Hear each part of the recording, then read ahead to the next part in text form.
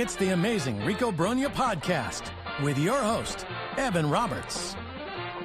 Rico Brogna, and for the very first time in this 2024/2025 offseason, we have a reaction to a significant move. A move that isn't a minor league deal inviting Joey Meneses to spring training, a real-life, impactful major league move as the New York Mets have signed Frankie Montas to a 2-year, $34 million contract. So on Sunday night, we did a live Rico where we previewed trading for position players. If you haven't heard that, you can download that wherever you download your Ricos. I then went to sleep. I went to bed. I woke up in the middle of the night. I checked my phone. I see this signing, and I went right back to sleep. My reaction upon going to sleep, seeing that the Mets had signed Frankie Montas to a 2-year contract, is probably the reaction most people had and are still having, which is disappointment. That was my initial reaction. We went through every single starting pitcher a few weeks ago on the Rico for free agent targets. And when we got to Frankie Montas, me and Hoff both kind of agreed, underwhelming. He's not very good. And here's the great sign of how you feel about a pitcher or how you feel about a player. When the Brewers announced that Frankie Montas was starting a playoff game against the New York Mets, do you remember what our reaction was? Our reaction was great. That's fantastic. He's not a guy that instills fear in you. I think there are two kind of biased thoughts we have on Frankie Montas before we dive a little deeper. Number one, how we felt when we faced him in the postseason and that final few days of the year as a member of the Brewers. And number two, how distinctly awful he was as a New York Yankee. And when he was a New York Yankee in 2022, after they made that trade for him, he pitched in 8 games and he sucked. He was awful. And then in 2023, he was Carl Pavano. He never pitched. And so fair or not, I think that we remember that about Frankie in 2022 and 2023, and that leaves kind of a negative taste in your mouth. So those are the first two things that probably jump out at you. The other thing that's very difficult to kind of digest, even with a night's sleep, you can kind of think better of it, is that the first pitcher you sign, the first guy you add to a rotation that clearly needs multiple arms, it's kind of not exciting when it's the back end. And that's exactly who Frankie Montas is. And that's where I shift from this sucks, I hate this move to, all right, let's see. The all right, let's see is the fact that he's the 5th or 6th starter. He better be the 5th or 6th starter because that's all Frankie Montas is. You know, you look at his career, quite frankly, he's had one good year. And that was 4 years ago in Oakland.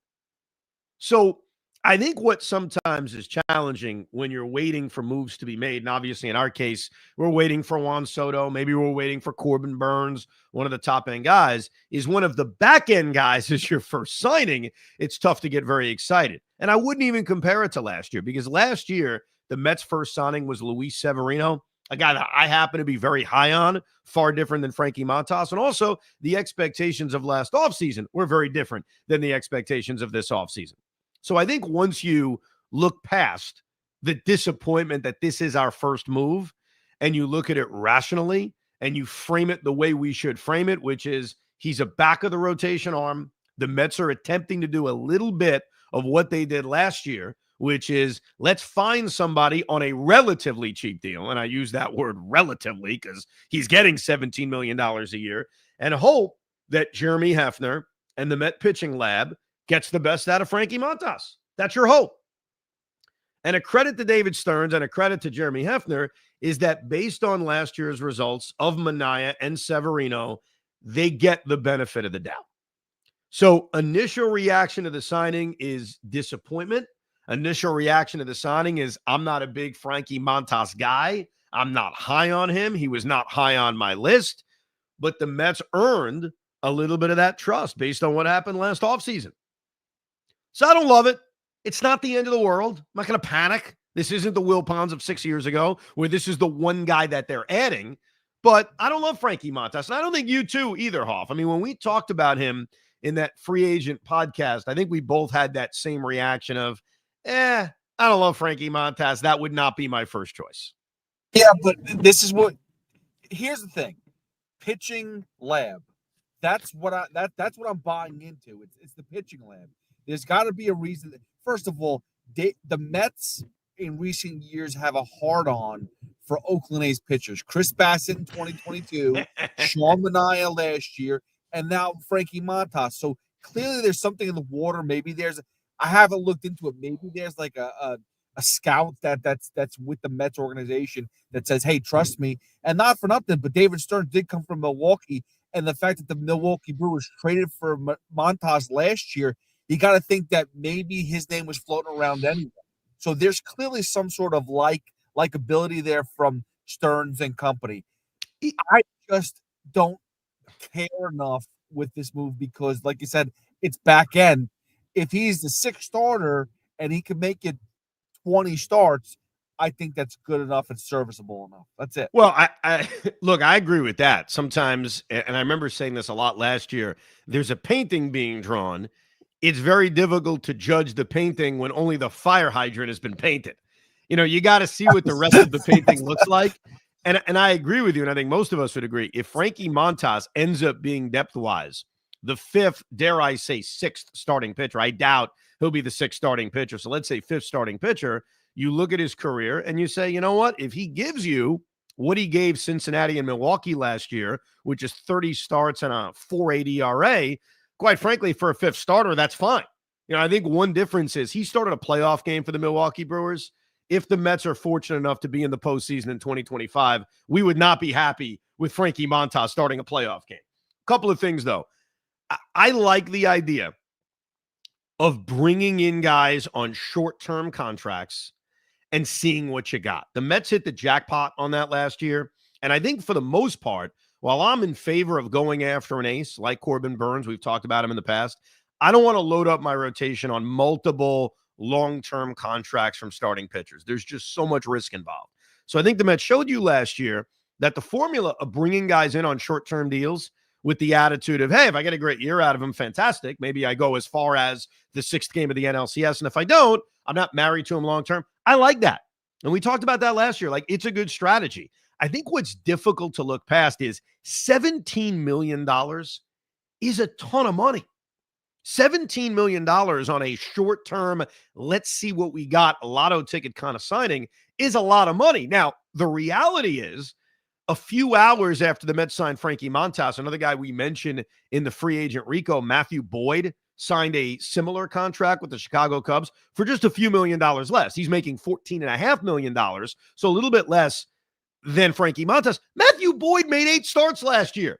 Matthew Boyd has barely pitched the last couple of years, and he's a 33-year-old lefty. And when we talked about Boyd, I remember saying, yeah, I'd bring him in, but never did I think we'd be talking about a 2-year, $34 million contract, or in his case, 2 years, $28 million contract. So it shows you just how stupid the starting pitching market is. So it's tough to complain about how much money Montas is making when every crap starter is making a ton of money. But they do have him on a 2-year deal. It's structured very similar to the Sean Manaea contract, where if Montas has a big year, he's gone after this season. He'll opt out, and then we'll kind of reevaluate the whole thing. Who knows? Maybe we'll fall in love with Montas the way we did Sean Manaea. So it's tough to look past the $17 million a year, but the framework of it is very similar to what they did last year with Luis Severino and Sean Manaea, and that's bringing a guy in on a short-term deal. So Evil Evan, negative Evan if you want to call him that, but really sensible, yeah, I'll go with sensible Evan, looks at this signing as very underwhelming. And then when you give it thought, Stearns and Hefner has earned the benefit of the doubt. It's a short-term contract, but more importantly, he needs to be the back-end piece. So right now, when you look at this Met rotation, here's how I view it. You have Kodai Senga, who I think is 2-ish in your rotation, but he's got to prove he can stay healthy after a lost year last year. You have David Peterson, who I'm going to pencil in as a 3, but certainly if he builds off of last year, could jump up to 2 or number 1. And then you've got Montas at 5, which leaves you in a spot of, can you go add the top line starting pitcher, whether via trade, we'll get into that this week on our trade week edition of Trading for Starting Pitchers, Rico, or do you sign a top-end guy like Corbin Burnes or Max Fried and then another middle to back of the rotation arm? That's how I look at the art, as I drop my microphone, of this 5-man rotation after signing Frankie Montas. Can I just comment on one thing you said earlier about the financials? That it's expensive for a guy that may be a 6'10", 6'10" starter. But on the other hand, look at what they did for Justin Verlander 2 years ago. They spent almost $40 million a year on the guy. He didn't pitch either, and he was very upsetting. So at least if Montas is $20 million cheaper, you got to think that he should be able to, if healthy, pitch 30 games. Well, I mean, it's actually not terrible, and his numbers, you never know. You have a more upside with Montas than you do with Verlander. Well, I think that's the hope. The hope is we've seen, and this is where there are similarities to Manaea and Severino. The best of Frankie Montas was a long time ago, much like the best of Luis Severino was a long time ago. In Manaea's case, or I'm sorry, in Montas's case, it was really 2021 and early 2022. So if you get that upside, if you get the best of Frankie Montas, this is a very good signing. And that's what the Mets are hoping for. Now, as far as his recent success, let's go through it. Last year, he pitched with Cincinnati, was not good. He made 19 starts and pitched to a 5.01 ERA. But something that's very important to keep in mind, and maybe this is me talking into how they can hit the jackpot on Frankie Montas, or I'm just trying to be realistic. He did not pitch in 2023.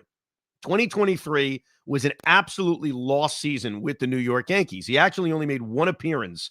It was a relief appearance, and he went an inning and a third. So essentially, 2023 was a completely lost season. 2022, he got hurt late in the season, and it was a weird year because in Oakland, he was really good.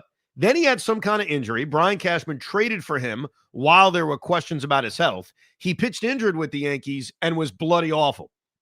He then has the surgery. It was, I think it was elbow surgery, if memory serves correct. He misses all of 2023, and then last year was his return year, but he was coming off a season in which he didn't pitch. And he got better as the season went on. He starts off in Cincinnati, makes the 19 starts, pitches to a 5 ERA. He gets traded to Milwaukee, where his strikeout numbers go way up. In the 11 starts he made with Milwaukee, he was striking out 11 guys per 9 innings. The only other time in Montas's career he was in double digits of strikeouts per 9 was that successful 2021 season when he was the best of his career. So Montas was trending in a positive direction. Now, we don't remember that because we think of him making errors and being ineffective against the Mets in the 2 starts he made against us down the stretch of the year. But he did pitch to a 4.5 ERA in the 11 starts he made with Milwaukee. So if you look at 22, 23, and 24, the last 3 seasons, it's really all over the place. A very good first half with Oakland in 22, a terrible injury-prone second half with the Yankees in 2022 second half, a completely lost 2023, a bad first half, but he pitches in 2024, and a better second half in 2024 with Milwaukee. So the hope is he's trending in the right direction. In 2021, here are his numbers on the one kind of very good season he had. He made 32 starts for Oakland that year.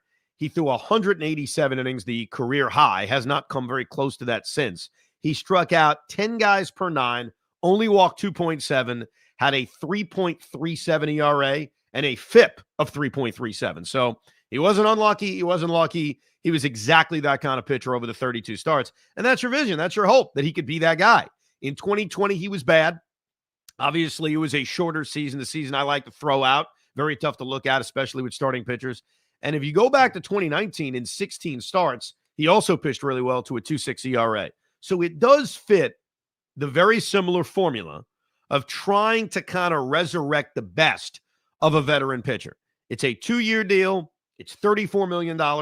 And now the Mets have locked in a third starter to their rotation. But to me, I still think they need 2 arms because I don't think Montas, if you would have signed, I don't know, a top guy, or I should say more of a veteran guy, or I don't even say veteran guy. He is a veteran guy, a more safer choice in the middle of the rotation, then I think I could kind of go with only adding 2 starters and then relying on one of my young guys or even Tyler McGill to be the 5th starter. If Montas is your 5th starter, and that's how I view him, I think the Mets now need to add 2 more starting pitchers. Doesn't that have to all be in free agency? One can be trade, one can be free agency. I guess they both can be trades. A top-of-the-line guy and then a middle-of-the-rotation guy. Think about it this way, Met fans.